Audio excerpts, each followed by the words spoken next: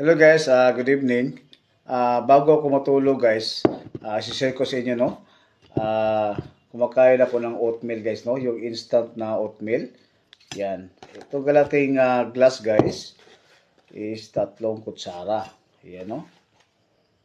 3 kutsara. Tapos mayroon akong banana dito guys. Yan.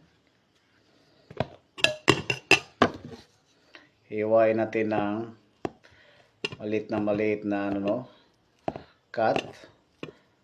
Yan, para madali siyang kakainin. Yan. At saka mayroon din ako dito guys na dragon fruit. Yan. Ang dragon fruit guys, isa sa paborito ko na prutas no. Dahil ang dragon fruit guys is marami siyang makukuha na benefits no.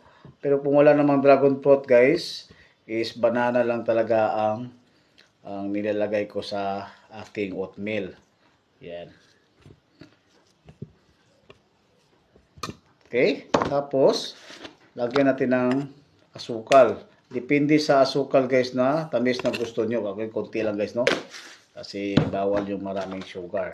Tapos lagyan natin ng fresh milk. Yan.